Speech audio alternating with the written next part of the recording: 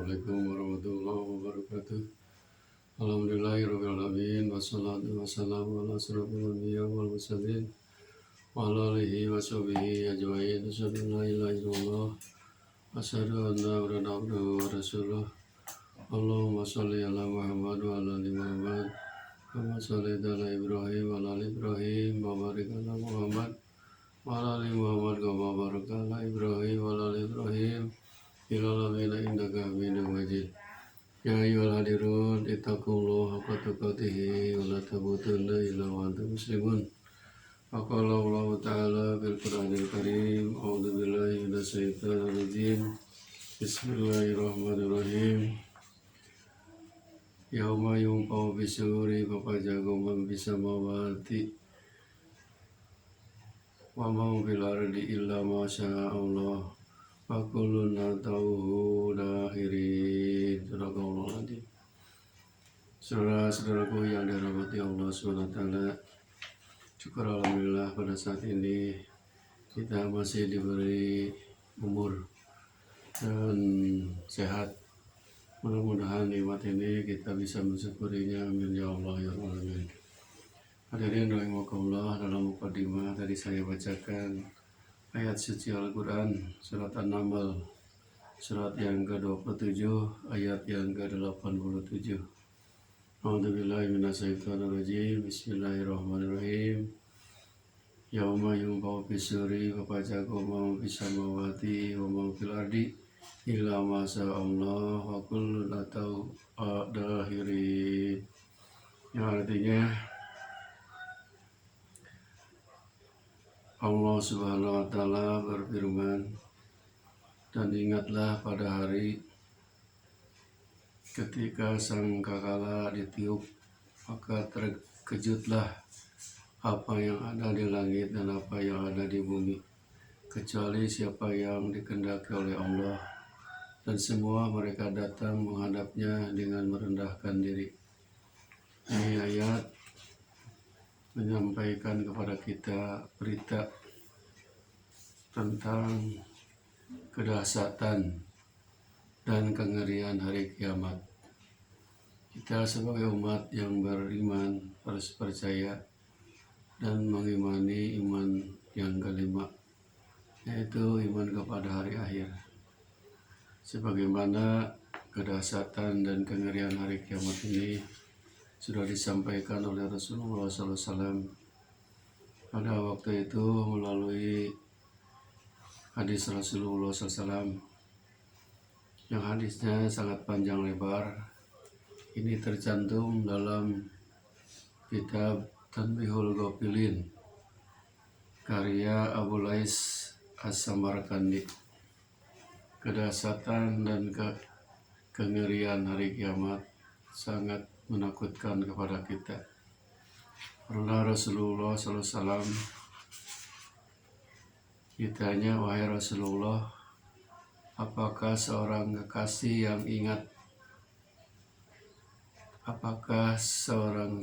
akan ingat pada hari yang dikasihinya nanti pada hari kiamat? Beliau Rasulullah menjawab, tidak akan ingat dalam 3 situasi. Ketika penimbangan amal, baik ringan maupun berat, itu yang pertama. Yang kedua, ketika pemberian lembaran catatan amal diberikan di sebelah kanan maupun di sebelah kiri, itu yang kedua. Dan yang ketiganya, ketika batang leher dikeluarkan dari neraka, lalu melingkari mereka seraya berkata, aku diserahi untuk menerkam 3 golongan, yaitu pertama, orang yang berdosa kepada Allah dengan disertai kesembahan lainnya. Yang kedua, setiap orang yang berlaku sewenang-wenang lagi keras kepala. Dan yang ketiga, setiap orang yang tidak beriman dengan adanya hari perhitungan atau hari kiamat. Kemudian batang leher itu menerkam mereka, lalu melemparkan ke neraka jahanam, tempat siksaan. Pada neraka jahanam itu ada suatu titian yang lebih kecil daripada rambut dan lebih tajam daripada pedang. Di situ ada ranjau-ranjau dan duri. Sedangkan manusia ada yang melewatinya seperti kilat yang menyambar. Ada yang seperti angin yang bertiup. Maka ada yang selamat sejahtera.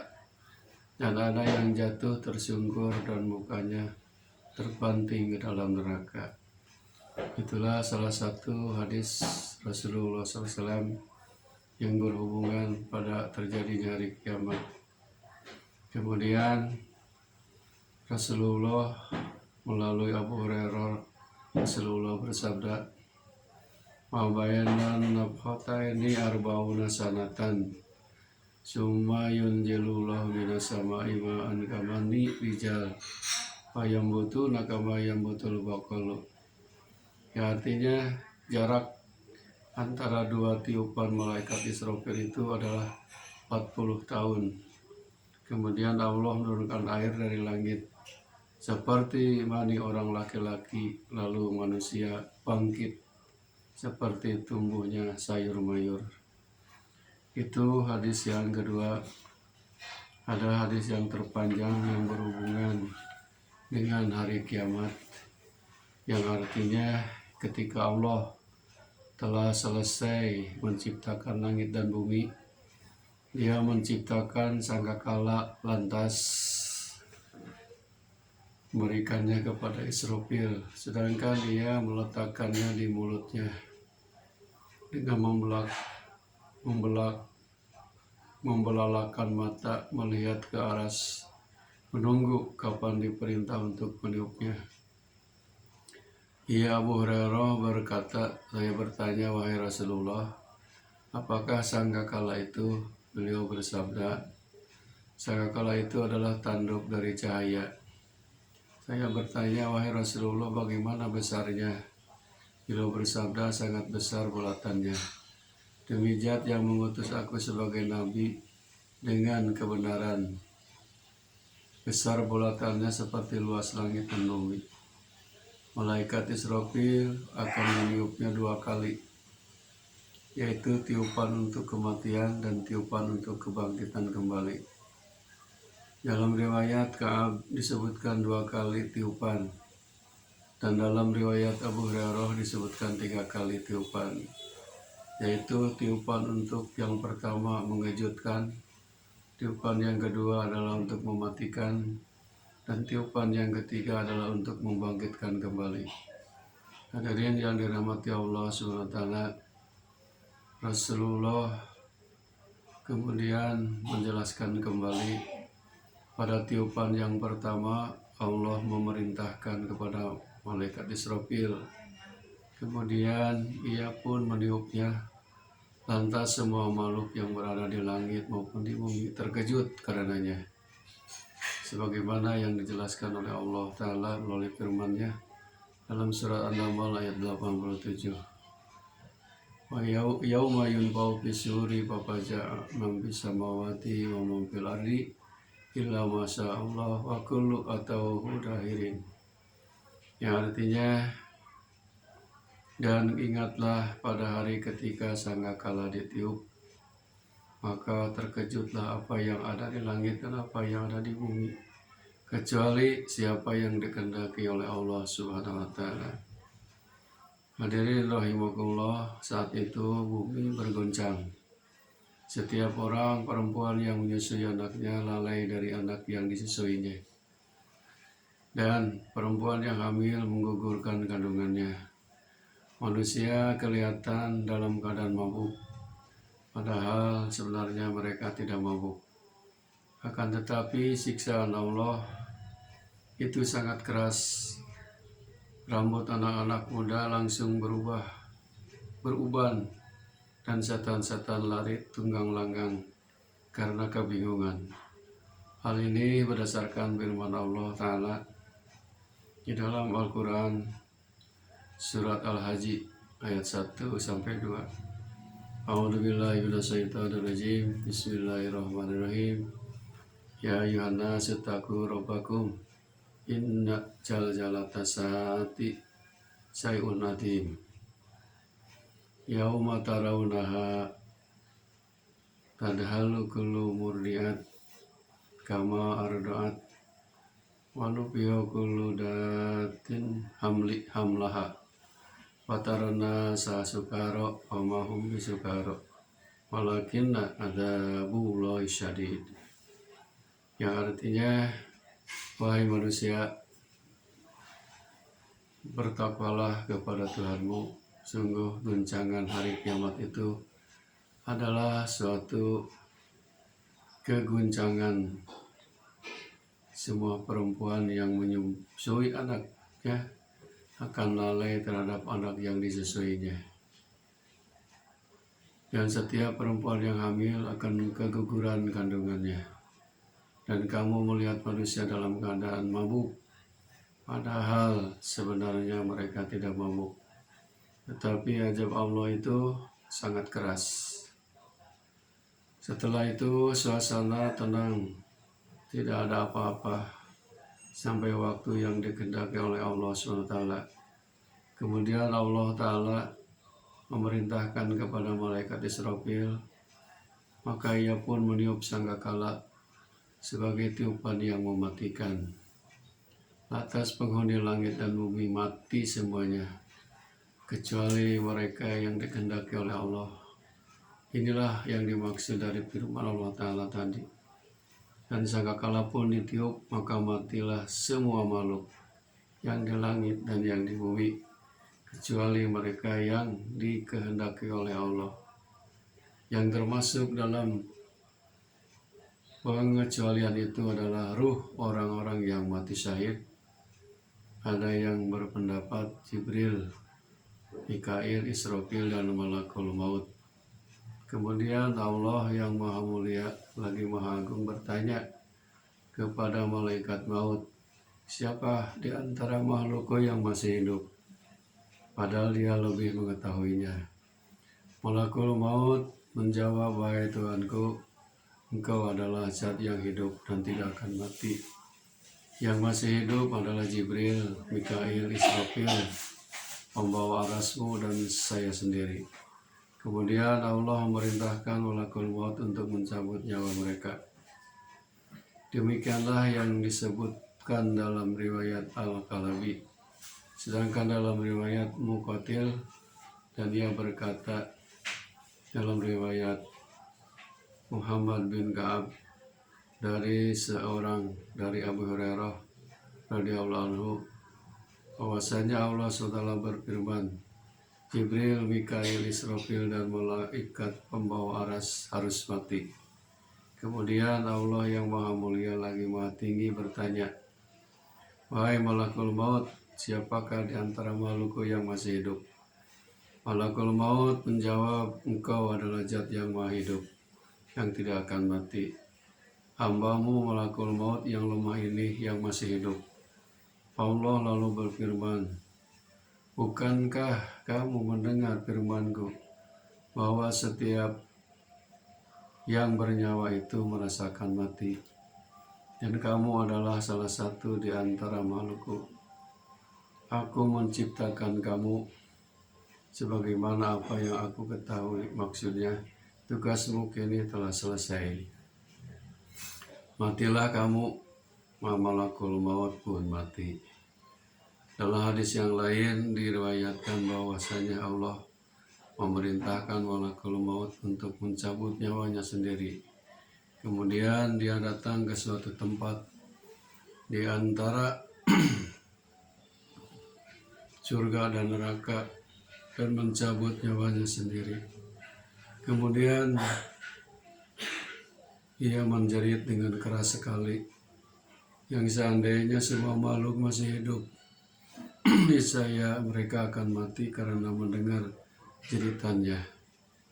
Dan ia berkata, seandainya aku mengetahui bahwa tercabutnya nyawa itu seberat ini, niscaya aku lebih pelan-pelan di dalam mencabut nyawa orang-orang yang beriman. Kemudian ia mati dan tidak ada satu makhluk pun yang hidup. Lantas Allah Subhanahu wa Ta'ala yang Maha Mulia lagi Maha Agung berfirman kepada dunia yang hina ini, bertanya, di mana raja, di mana para pangeran, di mana para raksasa, di mana anak-anak raksasa, dan di mana orang-orang yang makan rezekiku, tetapi menyembah selain aku. Kemudian Allah Ta'ala berfirman, milik siapakah kerajaan pada hari ini? Maka tidak ada satupun yang menjawabnya. Lantas Allah yang menjawab, di mana dia berfirman, milik Allah yang Maha Esa, Maha mengalahkan. Surah Al-Mu'min ayat 16. Kemudian Allah Ta'ala memerintahkan langit untuk menurunkan hujan. Maka turunlah hujan seperti air mani orang laki-laki selama 40 hari hingga air itu menggenangi segala sesuatu setinggi 12 hasta. Lalu Allah menumbuhkan makhluk dengan air seperti tumbuhnya sayur mayur, hingga anggota-anggota tubuh mereka itu sempurna, dan makhluk itu kembali seperti keadaan semula sewaktu di dunia. Hadirin yang mulia, kemudian Allah Ta'ala berfirman, hiduplah wahai Israfil untuk mengambil sangkakala dan meletakkannya di mulut. Kemudian Allah Ta'ala berfirman, hiduplah wahai Jibril dan Mikail. Maka keduanya hidup memenuhi perintah Allah Subhanahu wa Ta'ala. Allah Ta'ala lantas memanggil nyawa-nyawa, lalu nyawa-nyawa itu pun berdatangan, terus diletakkan di dalam sangkakala. Kemudian Allah Ta'ala memerintahkan Israfil, maka ia meniup tiupan kebangkitan, maka nyawa-nyawa itu keluar seakan-akan nyawa-nyawa itu adalah lebah yang memenuhi tempat yang ada di antara langit dan bumi. Kemudian di bumi, nyawa-nyawa itu masuk ke dalam badan, di dalam hidung. Lantas bumi itu mengeluarkan mereka. Kemudian Nabi SAW bersabda, aku adalah orang yang pertama kali keluar dari bumi. Dalam hadis yang lain disebutkan bahwa ketika Allah Ta'ala menghidupkan Israfil, Mikail dan Israfil, mereka datang ke kubur Nabi SAW dengan membawa buruk dan perhiasan-perhiasan dari surga. Lantas bumi terbuka untuk Nabi SAW. Lalu Nabi SAW melihat Jibril dan berkata, wahai Jibril, hari apakah ini? Jibril menjawab, hari ini adalah hari kiamat. Hari ini adalah hari kepastian. Dan hari ini adalah hari sangat menggetarkan.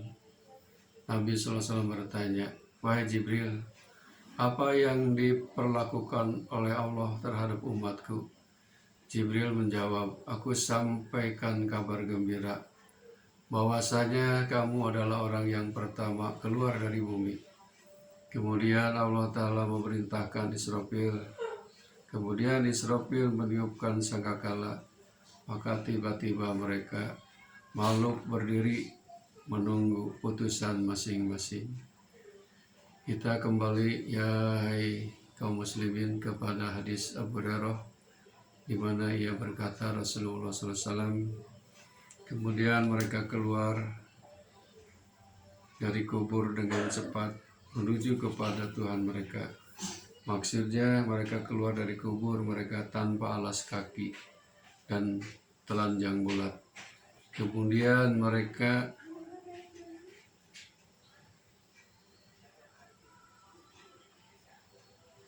berhenti pada suatu tempat sekitar 70 tahun, di mana Allah tidak memperhatikan dan tidak memberi keputusan kepada mereka.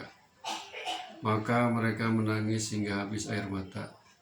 Lantas menangis dengan mengeluarkan darah, dan mereka berpeluh sehingga menenggelamkan mereka, di mana ada yang tenggelam sampai mulut.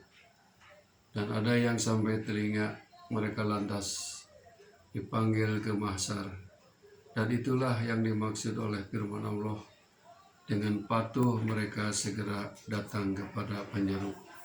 Surat Al-Qamar ayat 8. Maksudnya mereka saling berpandangan menuju kepada panggilan itu dengan segera.